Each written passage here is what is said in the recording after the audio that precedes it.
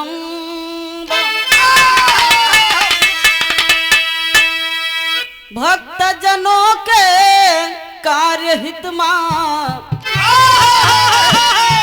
अब करती कहाँ विलंब।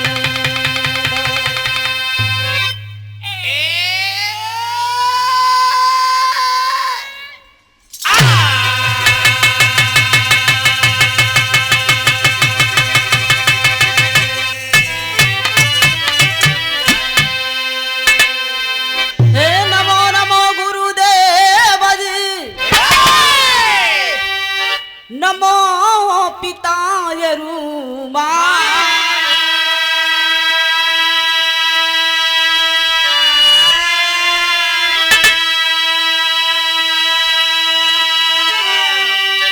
नमो नमो रसना मेरी नमो जय भारत माँ।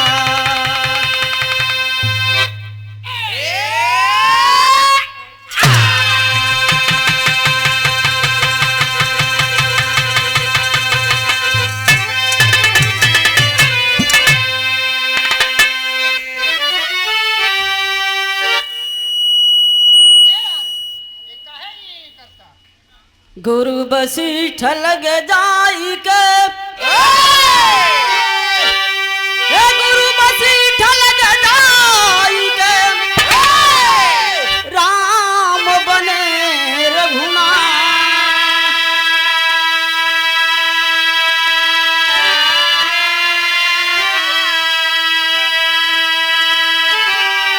संदीपन गुरु पाई के भाई श्याम बने यदुना।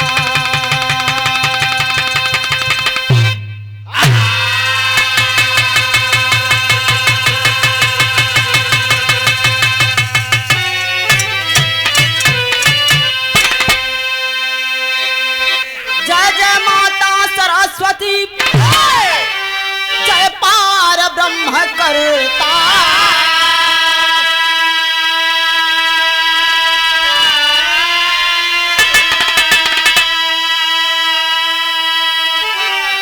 आज पड़ी मोर भंवर में नैया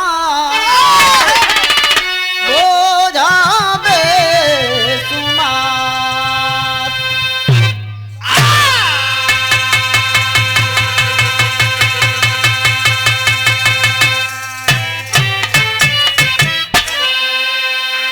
बोझा बेसुमार मात जी कर दो बेड़ा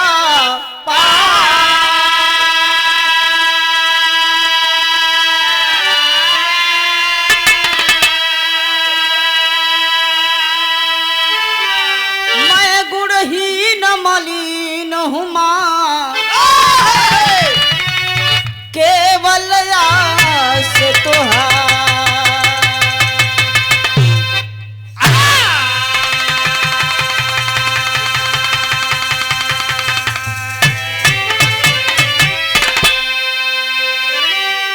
हे बैठ सार दे कंठ पे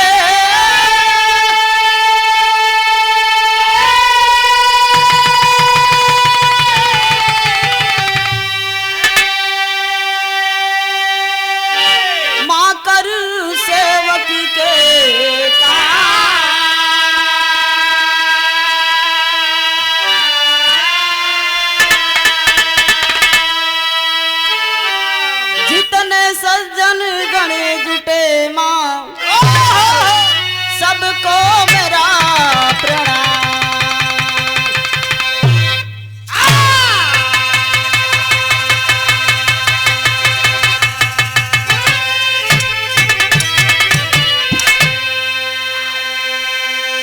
अच्छा भैया आज बड़े ही सौभाग्य की बात है। हाँ वो मेला में महाशिवरात्रि के पावन शुभ अवसर पर माँ भोलेनाथ माता पार्वती के महामिलन की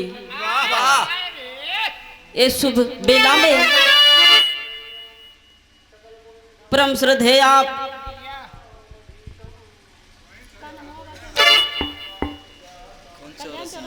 हाँ हाँ एकदम पूरा हाँ जिनके देख रेख में कार्यक्रम हो रहा है, कार्यक्रम के करता धरता बाबू कल्याण सिंह चौरसिया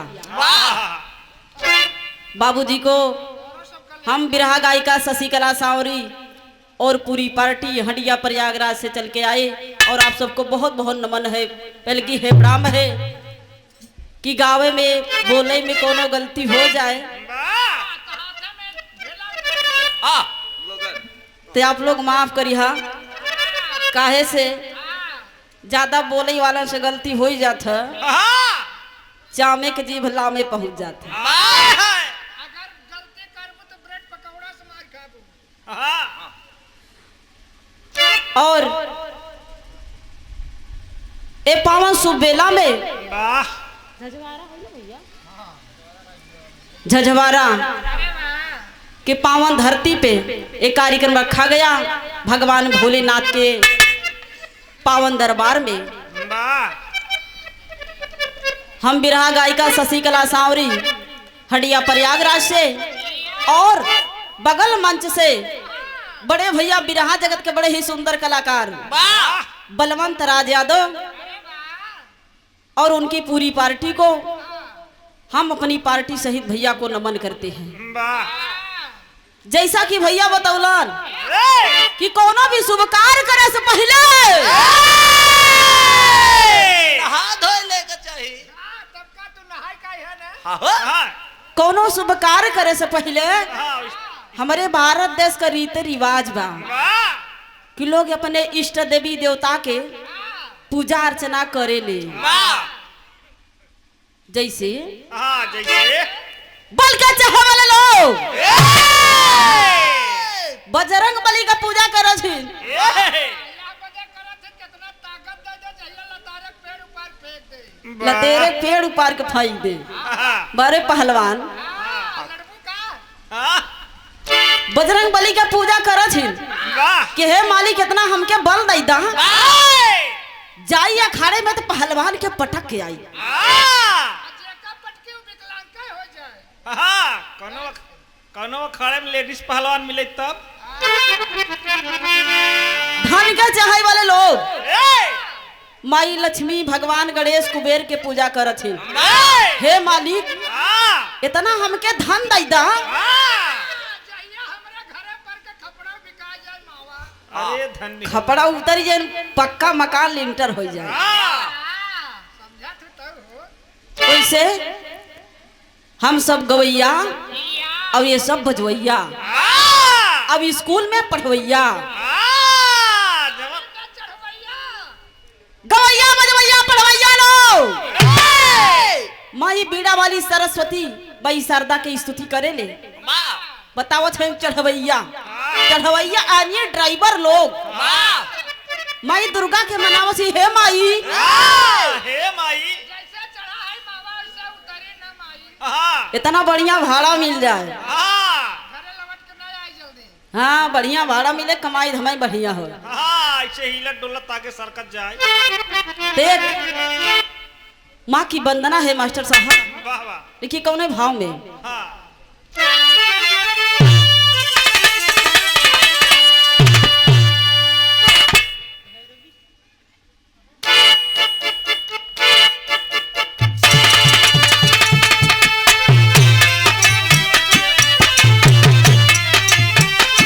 जियो जियो।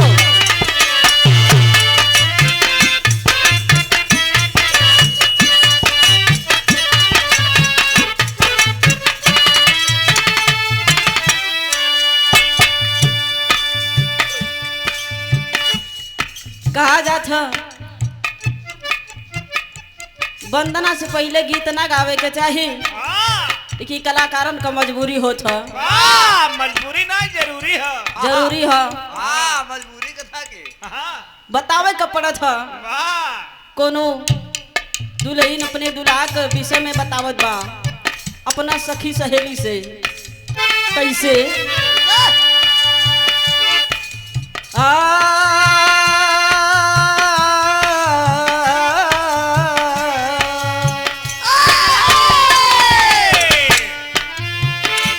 मोह सैया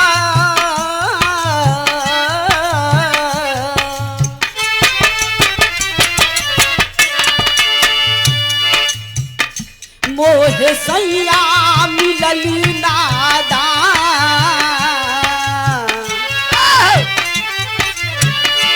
मोह सैया मिलल नादान कैसे रतिया बिताई मोरा मोह सैया मिलल नादान कैसे रतिया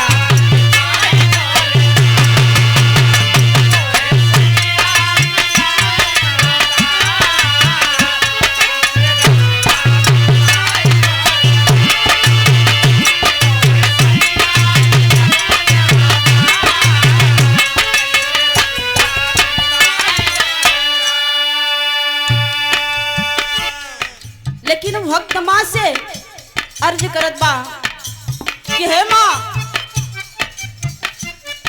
ये भक्त के जरूरत का बा काहे बदे तो के बलावत बमाई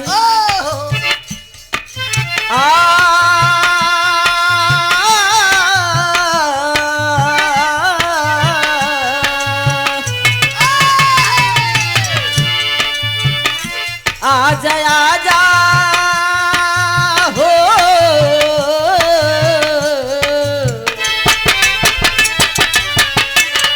आजा आजा आजा आजा आजा आजा माले के सितार स्वर्ग स्वर्गम पर लाई दो निखार आजा आजा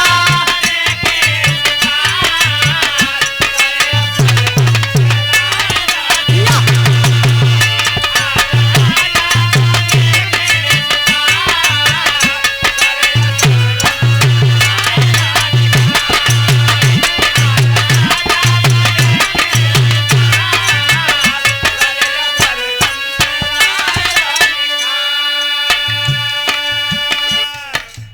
आजा आजा माँ लेके सितार स्वर्ग और सरगम पर लाई दो निखार नीर से नयन राह तोहरी निहारे नीर से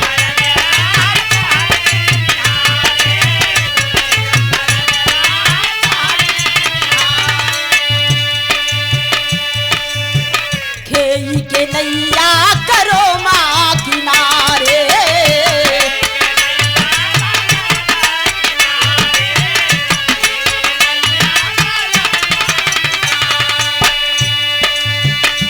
तो अधर पर हो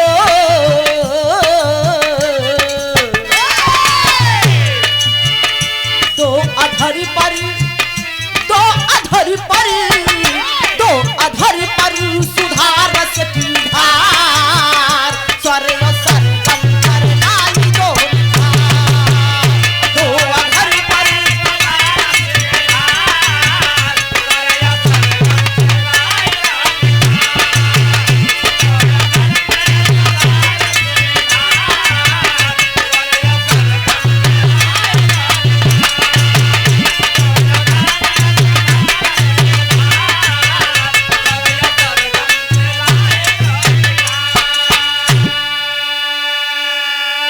कि है माँ तेरी महिमा बड़ी अपरंपार है जिसने भी तुम्हारा नाम लिया वो दुनिया से तर गया माँ कहना है अगले बंद में क्या कि मैं अज्ञानी ज्ञान आय के सिखाए दो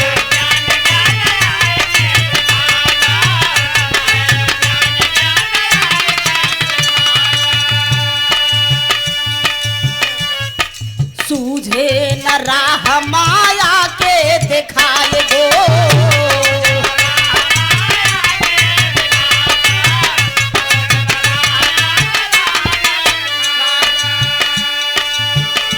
आज मुझ पे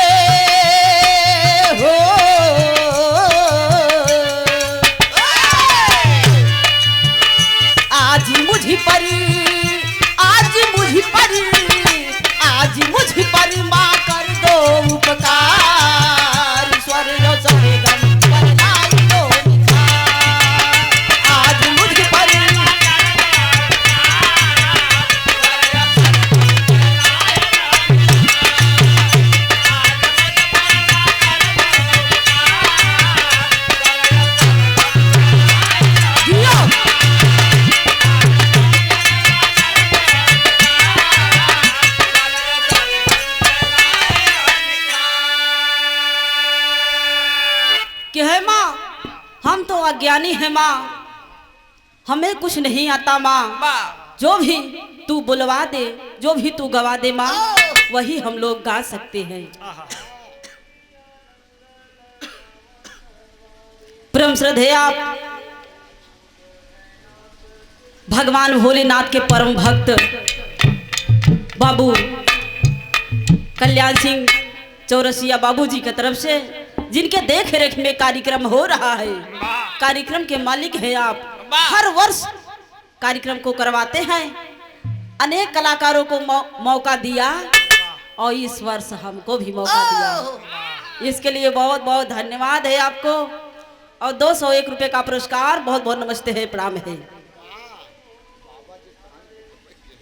लेकिन कहना है अगले बंद में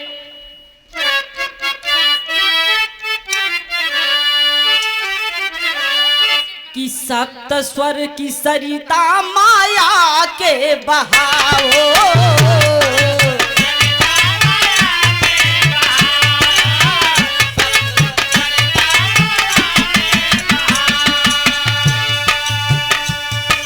रसना के ज्ञान रस से प्यास को बुझाओ,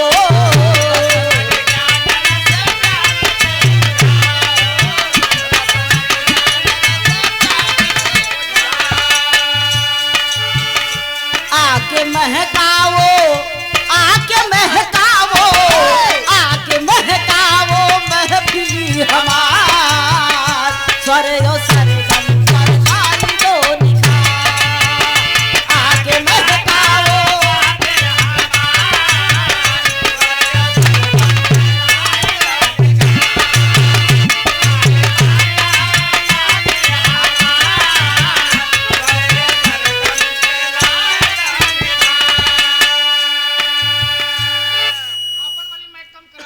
सप्त स्वर की सरिता माया के बहावो, रसना के ज्ञान रस से प्यास को बुझाओ, आके महकाओ महफिल हमारा। कि है माँ तेरी जितना गुणगान किया जाए उतना कम है, जितना भी स्तुति करे, जितना भी वंदना करे उतना कम है। जिसका नाम है कि वंदना, त लास्ट में गुरु घराने का परिचय बा कि बिरहा जगत में कौने खानदान कौने परिवार से हमार जन्म बा। कहना बा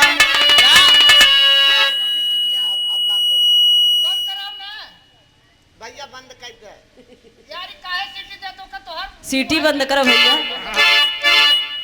बजाओ की सीटी उठावत है और कम करो। ए मैं कीर्ति भगत टेल कर हो सके सामने बना के काल चले लेकिन आवाज कम कराओ। एक तो ट्यूटर लैया है कपारे पे धर दे चलो चलो अब चेक करा और कम करा इतिया नहीं बस कम बजे चले कम ठीक बा। राम हित सीता राम पर तुम्हारी छाया, राम हित सीता राम पर तुम्हारी छाया, राम हित सीता राम पर तुम्हारी छाया, लिखे कभी कन्हैया किशोर जी की दाया,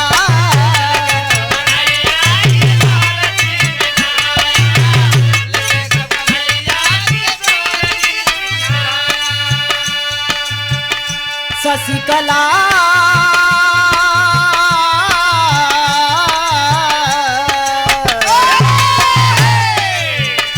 शशिकला शशिकला